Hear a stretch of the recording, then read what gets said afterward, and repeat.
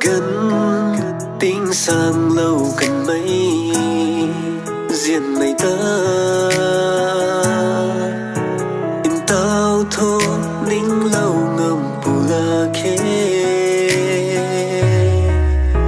cả gần khâu tay bên ti khăn dễ lâu cần nè riêng mày ri nè thơ thay lâu mà khua nè phang hawe du na bầm cần mây riêng mày giàu xuân si giang si rên ra bầm mây riêng mày giàu cũng rên ra bầm khang ma ghê riêng mày bùi lệ nắng lùng lùng phang hậu ma khâu riê hãy cùng na bát bám mây lùng rên ra hay ninh tàu nỡ si hãy cùng na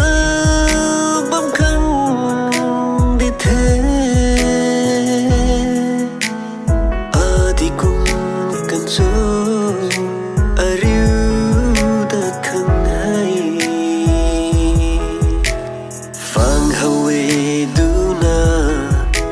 cần mây riêng mây giàu cũng xuân si giang si rên ra bầm mây riêng mây giàu cũng rên ra bầm khang ma ghê riêng mây bùi lệ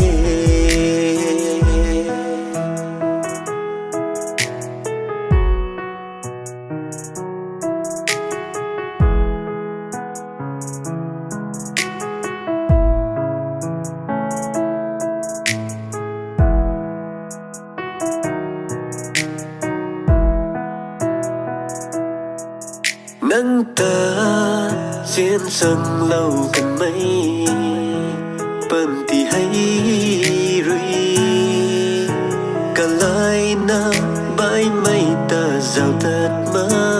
ghê ninh tàu na si hay cùng na bấm khăn đi thế